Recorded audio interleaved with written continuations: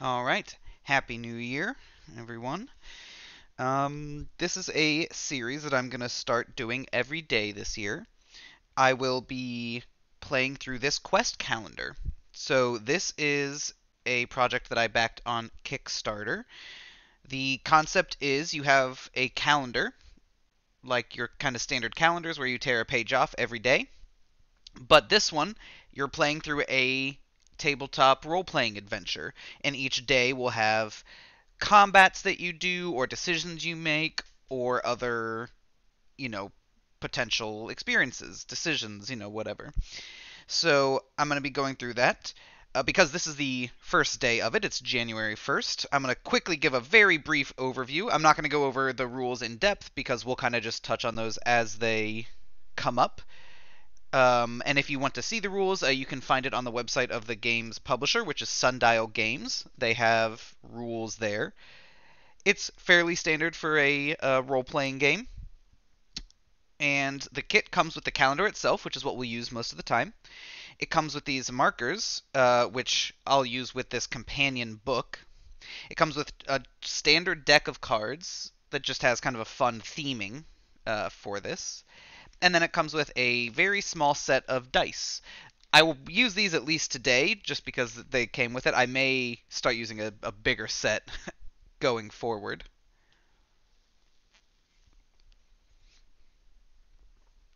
But that's what the kit comes from, and we'll basically get started.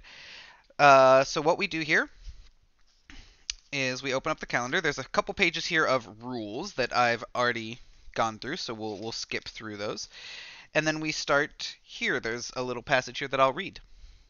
Your adventure begins with Tack Redwind at the Burrow. The back of this page contains the resolution for the next page, January 1st.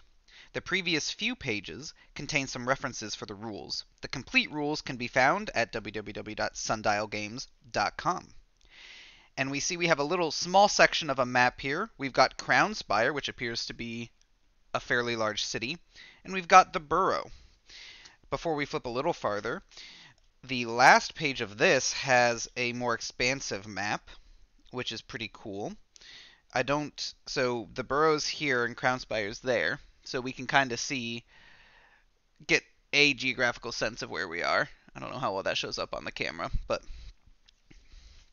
there is a map there for us to reference as it becomes relevant. All right, let's continue to the next page.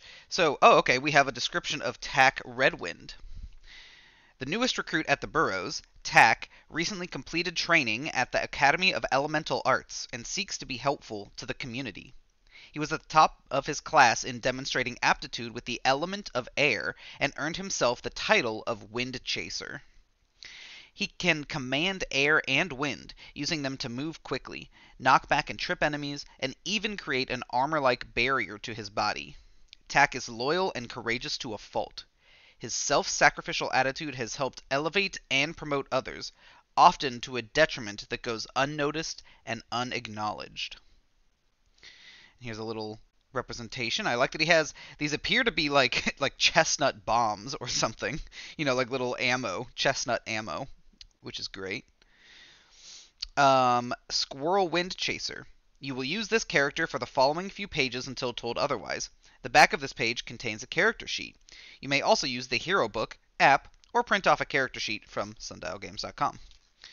So there is our character sheet, but as the calendar mentioned, our companion book here will have one of these as well. So we have a sheet here to track our equipment, and this is what we use these for here. Let's go ahead and get these open.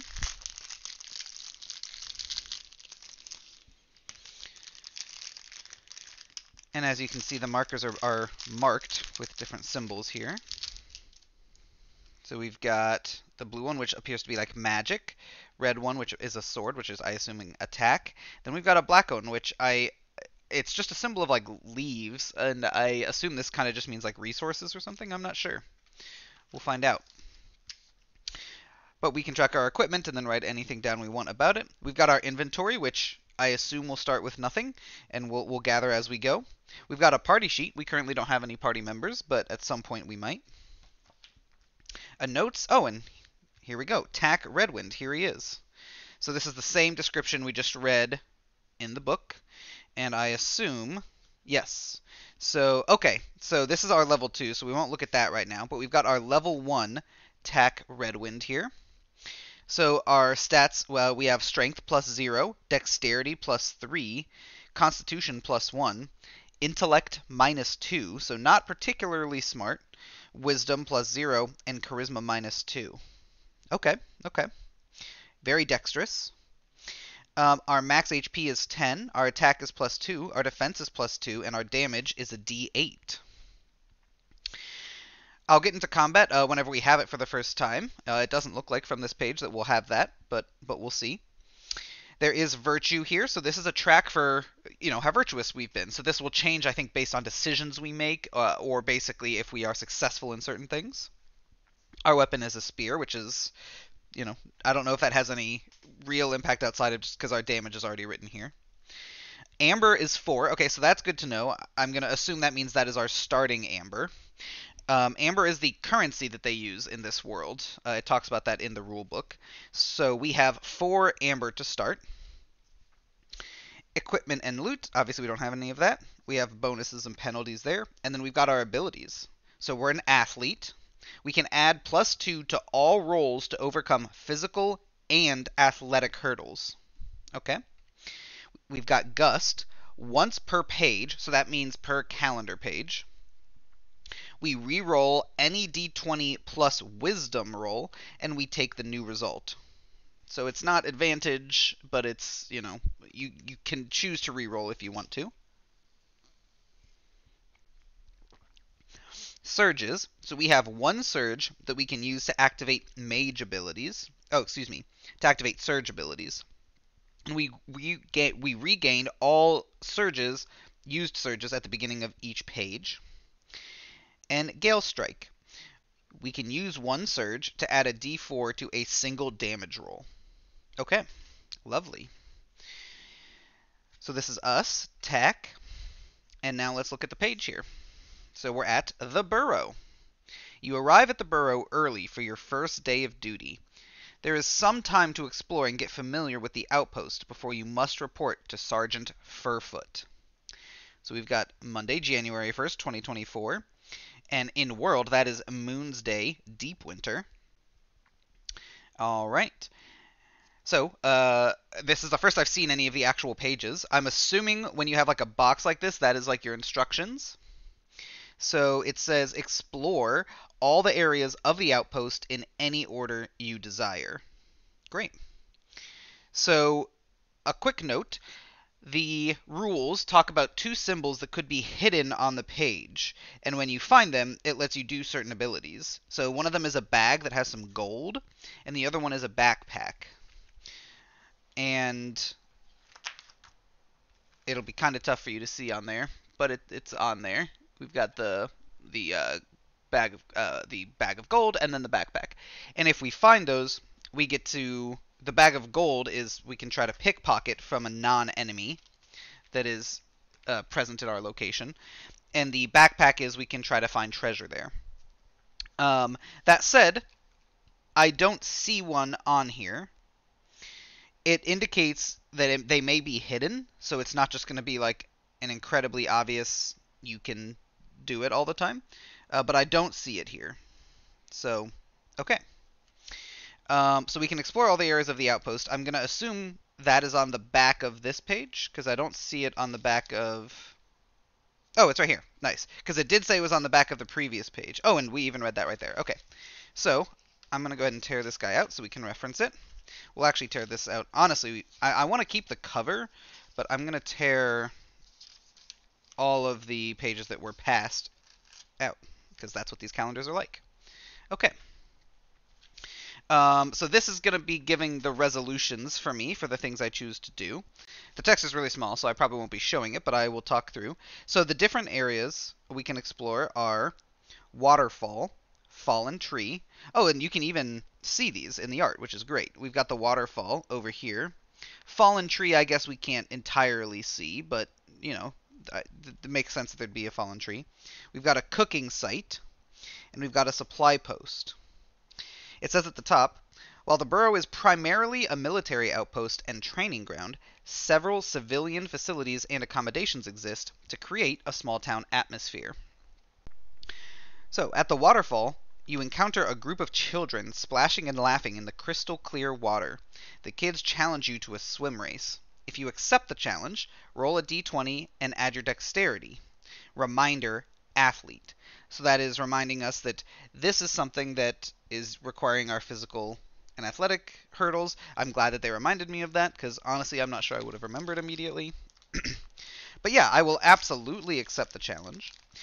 It does list the results right below there, but I kind of don't want to read those. Like, I don't want to know how much I'm risking. I think it's fun to just kind of go for things and see what happens. So that's what we're going to do. All right, so our first roll here. So our dexterity is +3, and we can add +2. So we get a +5 here, so we are expected to do pretty well.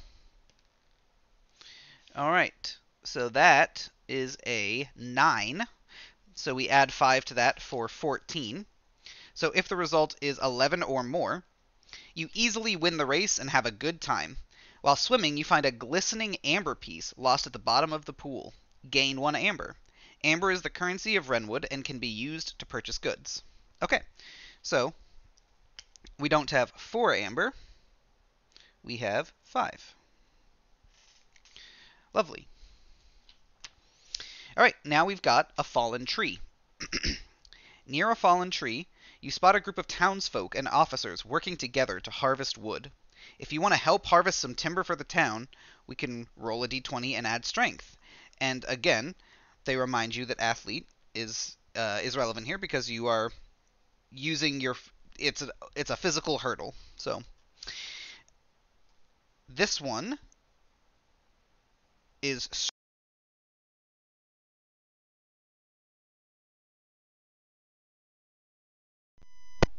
I think my mic just cut out there. This one is strength. So this one we get a +0. So because of athlete, we only get +2. But I think we'll still go for it. I don't think that much can happen wrong with the fallen tree, so let's go for it. Okay, we rolled a 19. We add 2 to that because of athlete, which is 21. If the result is 11 or more, with determined strength and careful coordination, you help chop up the wood. They express gratitude for your contribution, praising your work. Gain 1 virtue. Okay, so we were at 0 virtue, but now we are at 1 virtue. So far, both of those were 10 or less, thing happens, and 11 or more, thing happens. So at least to start, it seems like 11 is the number you're shooting for, at least for fairly basic tasks like these. Cooking site. You find a bustling area at the cooking site filled with delicious aromas. People are busy preparing meals or volunteering to lend a hand. If you would like to help with cooking meals, you can roll a d20 and add wisdom. So that would be +0, and this does not require our athletic abilities. So this is just going to be just a straight roll. I still think we go for it, though. Might as well try to help out the town. Okay, oh, and that was exactly an 11. So that is probably convenient. Yes, it was again a 10 or less, or in this case, if the result is 11 or more, with deft hands and a keen sense of flavor, you assist in preparing a delectable dish that receives rave reviews from the residents. Someone even tosses you a tip. Gain 1 amber. All right, well, we're doing great. So we went from 5. Oh, this does not erase as easily as I thought, which is actually a good thing. I don't want it to, like, it required some force. 6. Lovely. Okay. And then a supply post. So, at a supply post, you find an assortment of goods. There is some combat-related gear available that may prove helpful. Purchase any items you wish if you have enough amber. And there are 2 things available. So we've got a combat tonic. It's 5 amber. It is consumed on use, and you add a d4 to a single attack roll, so making it more likely that you will hit. Then there's Dragon's Fire, which is consumed on use. It costs 5 amber, and you add a d4 to a single damage roll. So we already have Gale Strike. So I think I'm more interested in the Combat Tonic. It's just a question of, do I think I want that now, or do I want to save up and maybe buy something later on? I think I'll go ahead and buy the Combat Tonic. Why not? So we go down to 1 amber. And then I guess we could write it there, but I'm just going to write it here. I assume, yeah, I'm just going to write it here. So we have 1 Combat Tonic. Lovely. All right. Flip back over. Ooh, my computer is thinking about some things.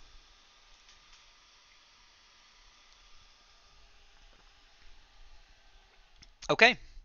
So I believe that's it. I'll take a quick peek just to make sure. Yep, the next day it does say January 2nd, so there's nothing after that.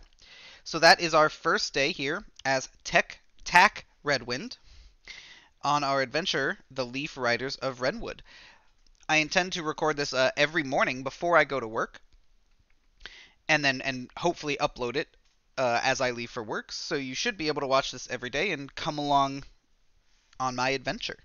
So until tomorrow, have a great day.